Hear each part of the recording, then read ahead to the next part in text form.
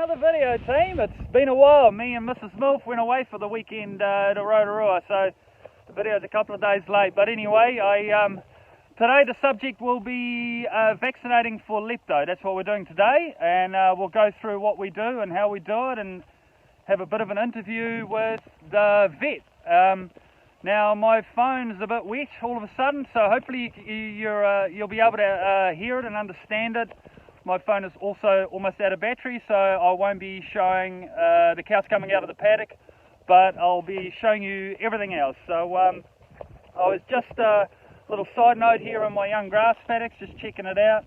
This is where the maize was 3-4 months ago, and this was planted over 2 months ago. It's had a very slow start, and it's quite weedy, so we'll be grazing that off in the next couple of weeks, but that'll be for another video in another week. So come along for the ride, and I'll show you how we lepto and what a lepto vaccination is. So sure. Come on, babies. That's it. I think we're a little bit early. Oh no, they're here. Come on, babies. That's it. Oh, such an old girl. Yeah, we talked about you earlier. We've talked about you. Giddy up. Come on, hurry up. Boom. All ready to go. Oh, lovely day for it. Bit of rain. Nice. So we're here again with Ivan, and we're just going to ask a few questions about why we vaccinate for lepto. So why do we vaccinate for lepto, Ivan? Two reasons. Leptospirosis, it's a bacterial infection that initially causes abortion in cows, and so one of the reasons for vaccinating is to prevent abortions. So we like to do that in that last trimester of pregnancy, last third of pregnancy, to prevent abortions. And the other one is for the human health factor. Right. And here on the Hauraki Plains, the human health factor is probably the biggest risk these days. A low-lying wet area. The bacteria itself survives very well in wet conditions, and so a lot of the initial work that was when the vaccine was first developed back in the early 80s was from money raised by the Women's Division of Federated Farmers on the Hauraki Plains here, and research was done at Massey, and it made a dramatic effect on the human infection cases in relatively short time. So some of the main things are getting away from urine splash in the cow shed. Right. Areas where you may pick it up from a urine splash in the eye, through cracks in your hands. Drinking coffee. Drinking coffee, smoking, anything that is going to allow you to ingest the bacteria. Mainly through urine? Mainly through urine. Yeah. Rats, they've identified as another major problem. Probably urine-contaminated silage rat, yeah, and farmers handling silage rat, that sort of thing is another way it can spread. So yeah, wearing gloves both in the cow shed and again handling silage rat is one way of reducing the risk, yeah, of picking up leptospirosis. So when you do pick up the lepto from either pee on a cow, how long does it take before you show symptoms of leptospirosis in a human? Probably within a relatively short time, probably the first week or so after. And the symptoms are initially a very severe flu-like symptoms, followed by very bad headaches, and it affects your kidneys. The common name for it is red water, because cows, when they're infected, start passing blood in their urine, and you can see the blood in the urine when yep, hence the name. That's about it. Effect. Oh well, thanks for that, Ivan. Cheers for everything today, and if you're ever gonna farm in the Hauraki Plains, make sure you ring Pora Vets, because they're 1 in a million. Cheers.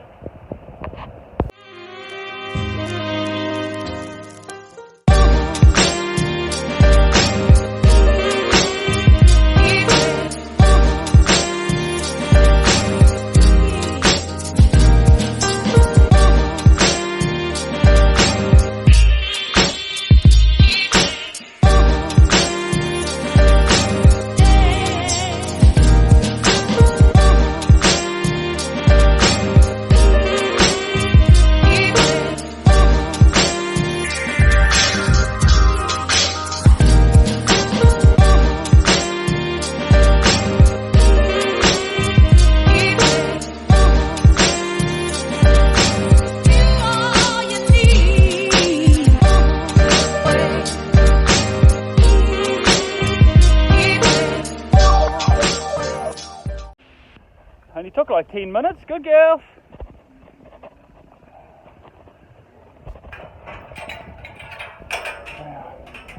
Good babies. She goes, I'll come visit you later on. Come on. Come on. Come on. Oh, stop moaning. You guys are full. Dad, we'll just go back to the paddock now. I'll go and lock them away and see how they're doing later on. First herd leaving. Second herd waiting. Alright. Here they come. Woohoo! Good babies!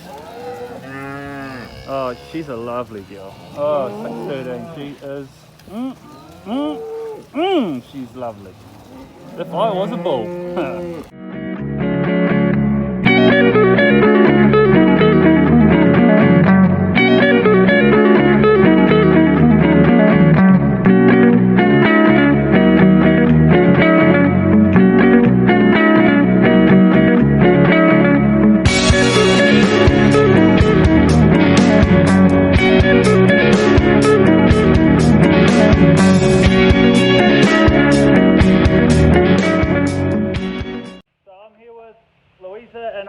From our local veterinarians, and they're here to test, take a few blood samples on a couple of 2-year-olds, 3-year-olds, and the rest of mixed stage cows. So why do we do this, Ivan?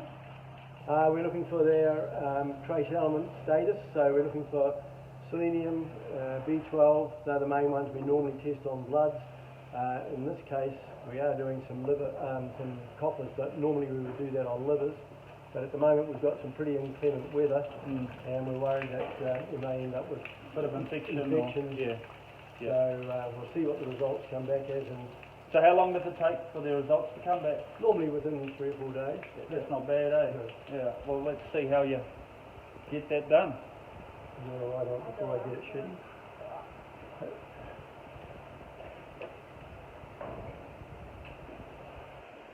So you take it on the bottom of the tail, is it? Yeah, just the ventral.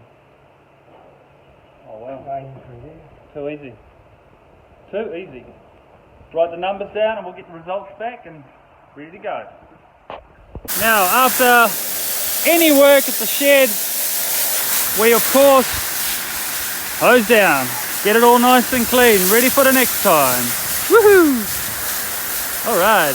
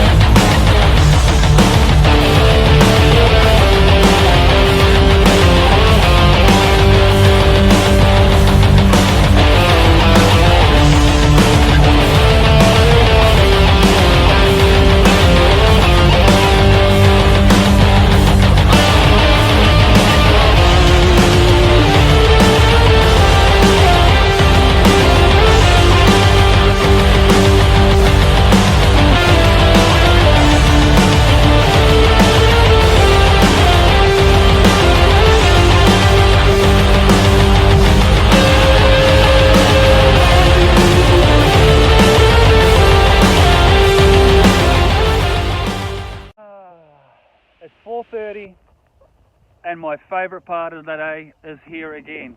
And you must be wondering now, but why is this your favourite part of the day? Well, I'll tell you what.